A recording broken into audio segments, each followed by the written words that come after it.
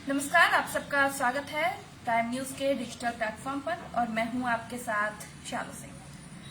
तो सबसे पहले आज हम पहली खबर आपको ये बता दें कि आज किसान आंदोलन में बहुत बड़ा अपडेट है कि वो दिल्ली कूच कर रहे हैं आज।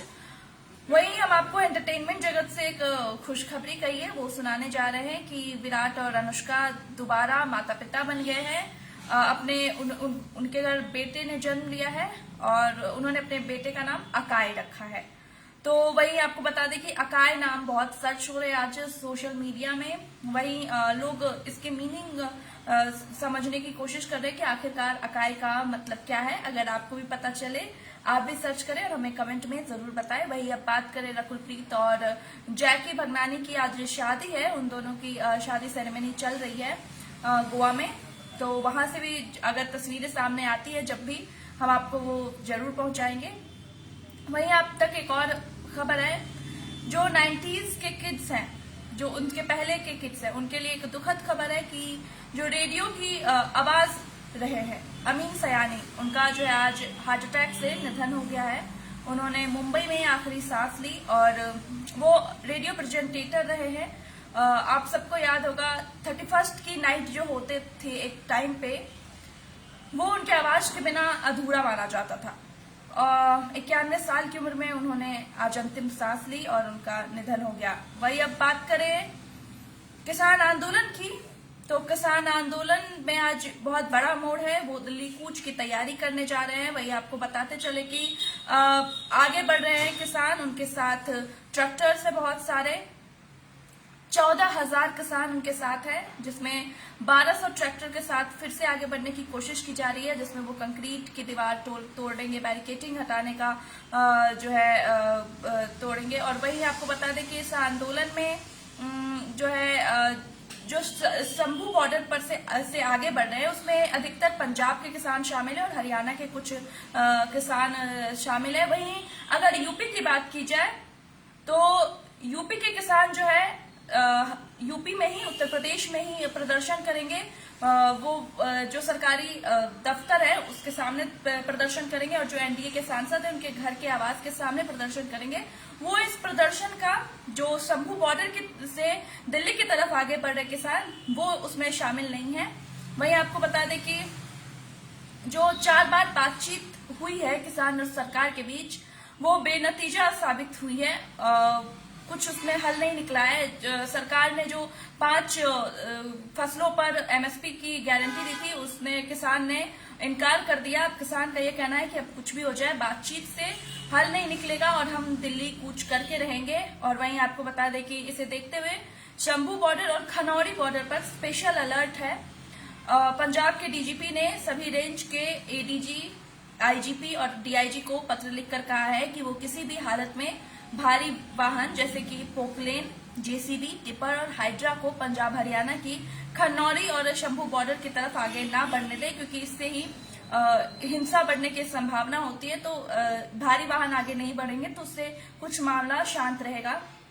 वहीं हम आपको बता देते हैं दोबारा फिर से कि किसानों की आखिर क्या क्या मांग है। दरअसल एमएसपी में कानून की गारंटी, स्वामीनाथन आयोग की सिफारिश को लागू कराना, किसानों और खेत में काम करने वाले मजदूरों के लिए पेंशन, क्योंकि एक टाइम के बाद वो किसान खेत में काम नहीं कर पाते तो उनके लिए जैसे पेंशन की सुविधा किसान मांग रहे हैं। कृषि ऋण में माफी मांग रहे हैं, बिजली दरों में कोई बढ़ोतरी नहीं। फिर 2021 में जो लखीमपुर खीरी हिंसा में जो पीड़ित थे उनके लिए न्याय मांग रहे हैं। भूमि अधिग्रहण नियम जो है अधिनियम 2013 की बहाली और 2020-21 में हुए जो किसान आंदोलन हुआ था, जो पहला किसान आंदोलन हुआ था, उसमें जो उसके दौरान जो किसान मारे गए थे उसके परिवार को मुआवजा।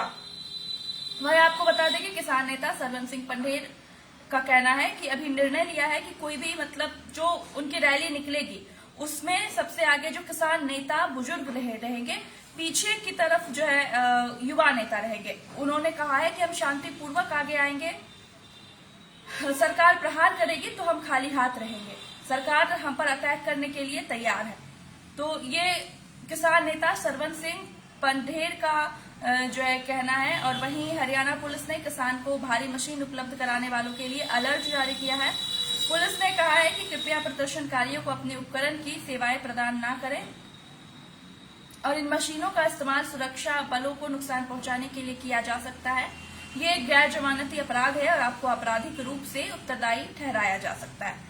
हालांकि अब और वहीं आपको हम बता दें कि घर से निकलने से पहले आप ट्रैफिक एडवाइजरी जरूर फॉलो करें, क्योंकि किसान आंदोलन को देखते हुए बहुत सारी जगहों पर जो है जाना मना है, बैरिकेडिंग की गई है, ट्रैफिक को बहुत ज्यादा जाम लग रहा है। तो इस वजह से आप अगर घर से निकले तो पहले आप देख लें कि आप जिस रास्ते से जा रहे हैं उस रास्ते पे क्या हाल है, वहाँ ट्रैफिक की क्या स्थिति है।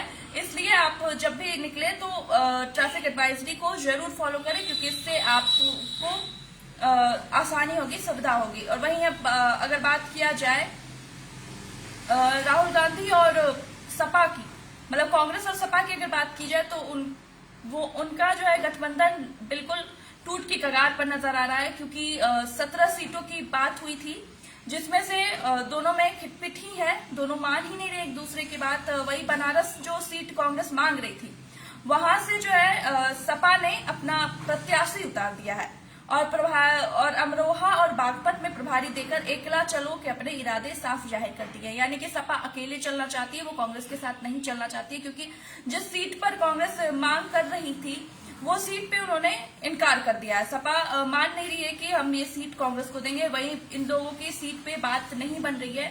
तो अब देखते हैं कि आगे क्या होगा चुनाव में और आगे की क्या स्थिति होती है लोकसभा चुनाव में। इन लोगों की बात कितनी बनती है और कितनी बिगड़ती है वो तो अब आने वाला वक्त बताएगा। और वहीं जो है अगर बात की जाए किसान आंदोलन की तो वो भी बहुत गहन मुद्दा है। दिल्ली में भी जो है पूरी बैरिकेडिंग की गई है, लोगों को कोई परेशानी ना हो इसलिए पुलिस फोर्स भी पूरी तरह से तैयार है। और वहीं आपको बता दें कि